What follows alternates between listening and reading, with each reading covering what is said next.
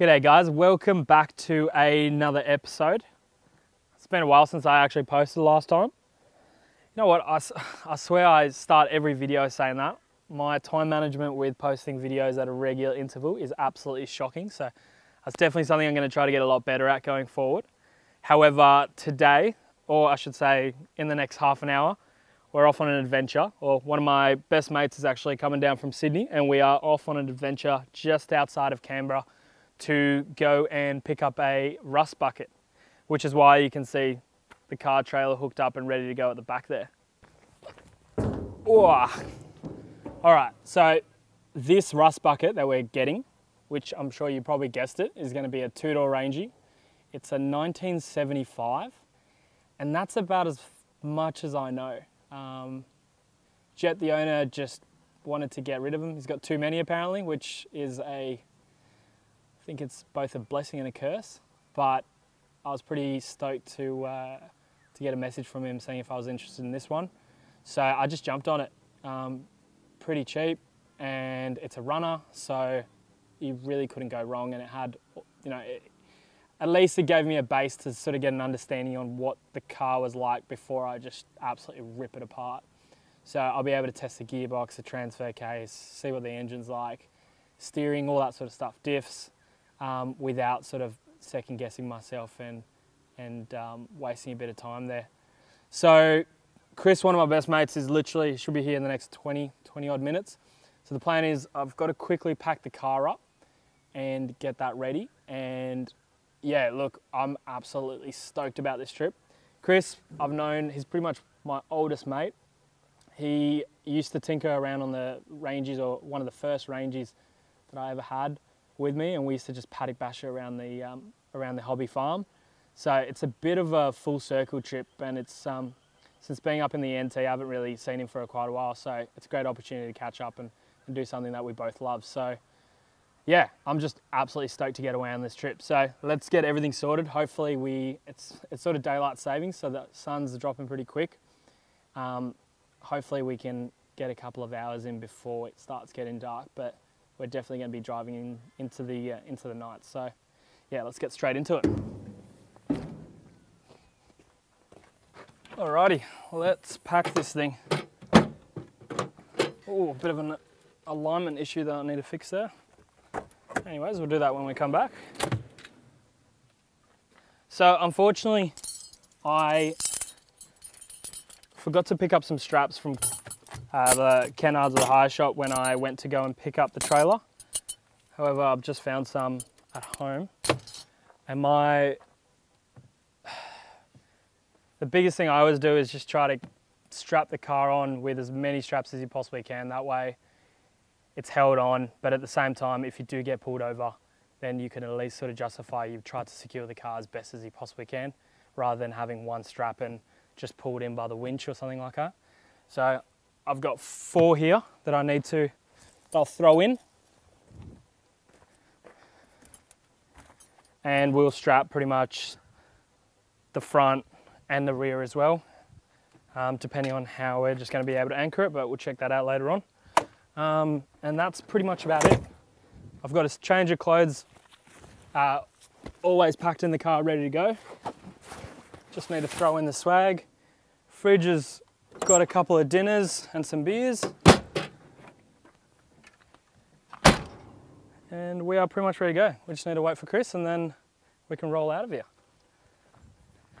With Chris right on cue, we chucked his swag in the back of the Rangy and got underway. Since he hadn't had a proper drive of the Rangy since the rebuild, he took the first shift. It didn't take long for the light to disappear into the night sky, so we charged on with the plan to make it to Chris's family friends, who were kind enough to allow us to stay at their place for the night. Despite pulling up to one of the nicest places you could ask for, Chris and I were set on rolling out the swags by the campfire. Little did we know though, that temperatures would drop as low as -8 degrees. Oh, good morning. Tell you what, that was a bloody cold night.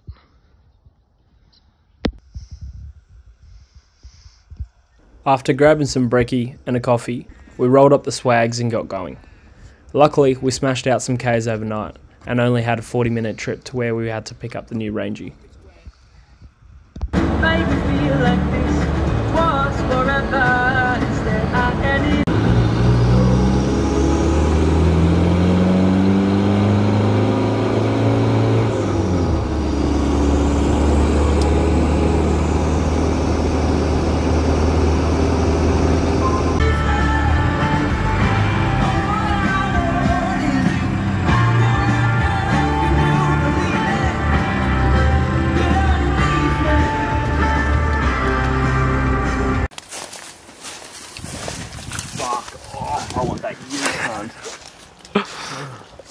Holy smokes, look at this thing. So after Chris and I drooled over practically every single Rangy that we saw, with the help of a couple of the lads, we decided to set up the trailer and get the white two-door ready to drive on. Wowzers. Should definitely can tell a story or two.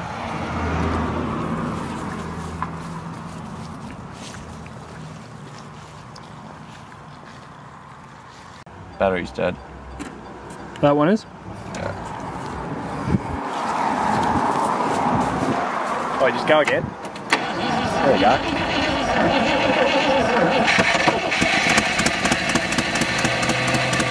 Perfect, mate. Charge off.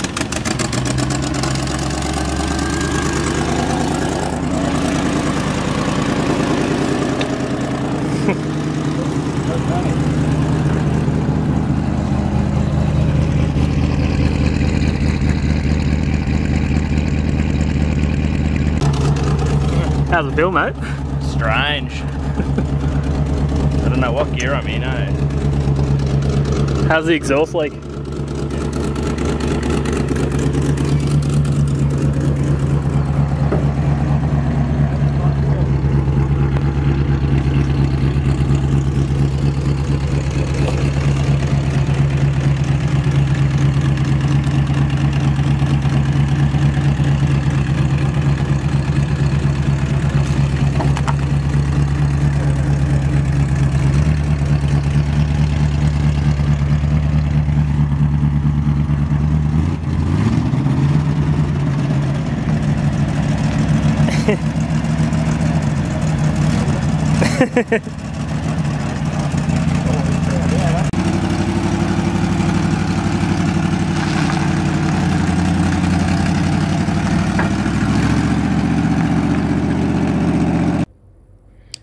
Unfortunately, as we went to drive the white two-door onto the trailer, it conked out on us. With very little juice left in the battery, we decided to just hand winch it on the trailer. Real hard, real fast.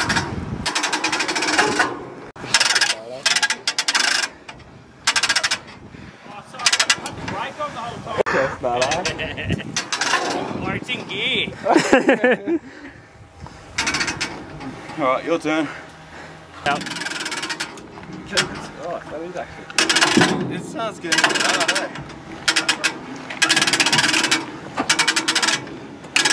no. Look, I know all. So with the new Rangy loaded on, we also removed a high mount winch off another Rangy and loaded that onto the trailer as well. After that, it was just a matter of adjusting the position of the Rangy on the trailer and just making sure that the weight was relatively centre. In a rush to get back home, we decided to do the one thing that felt right. Go to the pub, grab a feed, and have a beer ahead of a long, slow drive home. Well deserved, Nels. Oh, yeah.